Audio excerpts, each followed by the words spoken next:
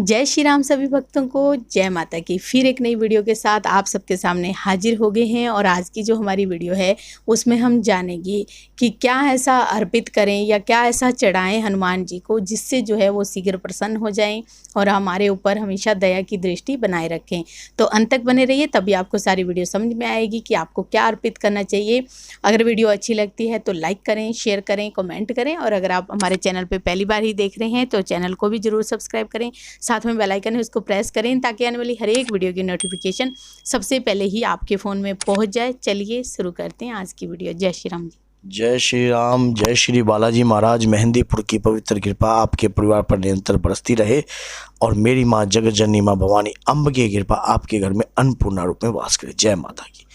हनुमान जी को प्रसन्न करना, हनुमान जी को खुश करना, अधिकतर व्यक्ति यही चाहता है कि हमारे इष्ट देव हमसे किस प्रकार से प्रसन्न होएं और खुश होएं ताकि उनकी कृपा के हम पात्र बन सकें और अपने जीवन के जो बहुमूल्य कार्य हैं, जो कि एक उद्देश्य वक्त कार्य हैं, वो किसी न किसी कार्य से हम पूर्ण करवा सकें।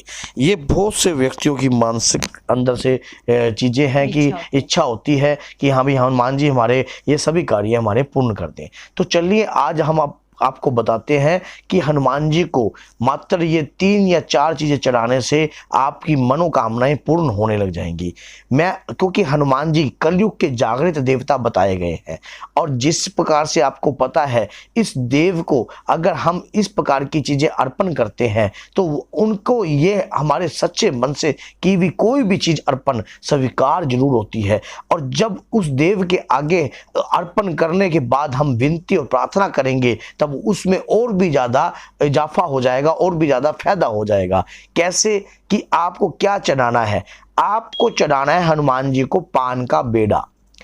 अब पान का बेड़ा, जैसे कि बेड़ा का उद्देश्य एक उद्देश्य से हो जाता है। जैसे कि कोई बेड़ा, अगर कोई काम का बेड़ा, मान लो कोई जैसे कि जिम्मेदारी, एक नैतिक फर्ज, जब आप तकलीफ में होते हो, जैसा कि कोई ऐसा कार्य आपके सामने होता है जो कभी नहीं बन पा सकता या जो नामुमकिन है, या कोई ऐसा कार्य होता है जिसे करने के बाद आप हार चुके हो और आपका कार्य वो पूर्ण नहीं हो पा रहा, तो वो बेड़ा दे दीजिए हनुमान जी को। वो महत्वपूर्ण कार्य हनुमान जी के श्री चरणों में दे दीजिए और उसके बाद आप हनुमान जी को पान के बेड़े का भोग लगाइए। और देखिए, अगर आप शुरू में ही पान के बेड़े का भोग लगा दोगे तो बाबा और भी ज्यादा प्रसन्न होंगे। एक बेड़ा पान का शुरू में लगाइए और एक बेड़ा बाद में लगाइए। कैसे लगाना है ये मैं आपको बताता हूं। जैसा कि आपको पता है कि हनुमान जी को लौंग और इलायची और सुपारी ये बहुत ही ज्यादा प्रसन्न है। और पान और बनारसी पान बनवाइए, उसके अंदर आपने मिष्ठान गुलकंद लगवाकर हनुमान जी के श्री चरणों में अर्पण कीजिए। और यह है जो पान आपने अर्पण करना है, 3 पान के पत्तों के ऊपर अर्पण करना है। ये हनुमान जी, ये कार्य मंगल और शनि के दिन आप ये कार्य कर सकते हो। और एक चौमुखा दीपक सुबह, एक चौमुखा दीपक हनुमान जी के आगे गाय के देसी घी का लगाना है।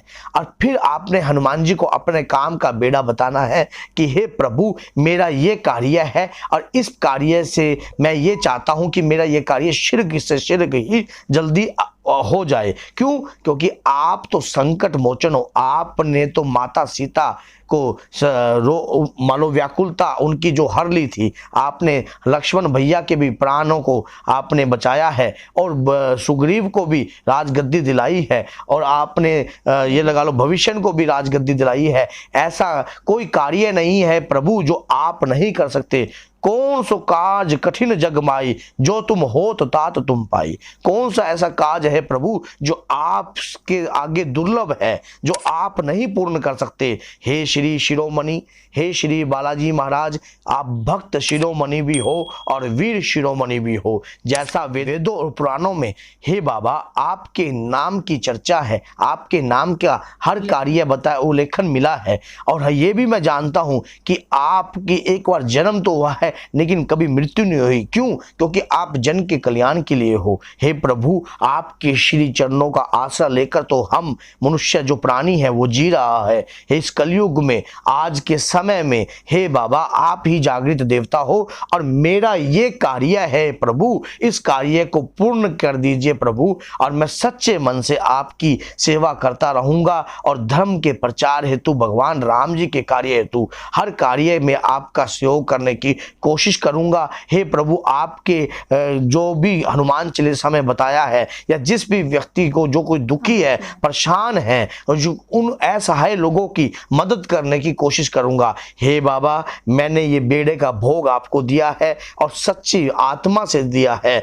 अब इस बेड़े को पार लगाइए प्रभु। बहुत कितने दिन मतलब ये देना है? कितने मंगलवार या शनिवार, मतलब कोई कम से कम, ज्यादा नहीं ज्यादा 21 शनिवार या 21 मंगलवार तो आप दीजिए। वैसे तो उससे पहले ही आपका कार्य नामुमकिन को मुमकिन कर सकते हैं बाबा।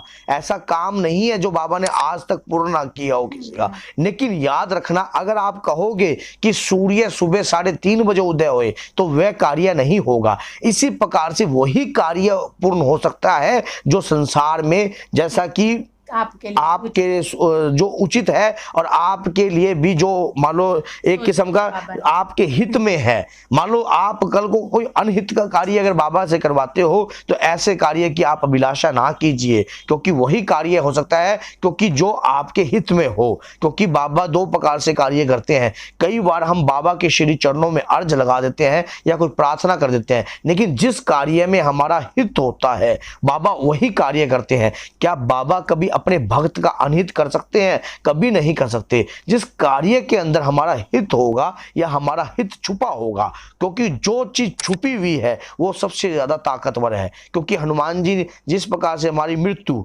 अगर वो छुपी हुई है तब तक हम अच्छा जी रहे हैं, अगर हमें पता लग जाता है तब हम उस अच्छा नहीं जी सकते, क्योंकि खुल के नहीं जी सकते। हमें पता है हम कड़वी सच्चाई को गटकना पड़े, हमने जाना तो है ही, क्योंकि सत्य छुपा हुआ होता है हमेशा, लेकिन वो बाद में सामने आता है। तो इसी प्रकार से आपका जो कार्य है उसे सच्ची निष्ठा से कीजिए, आपका कार्य 100% पूर्ण होगा और भक्त शिरोमणि आपके कार्य को पूर्ण करेंगे एक पान के बेड़े से ही। तो बोलिए जय सीताराम, जय श्री बालाजी महाराज। मेहंदीपुर की पवित्र कृपा आपके परिवार पर निरंतर बरसती रहे। जय माता।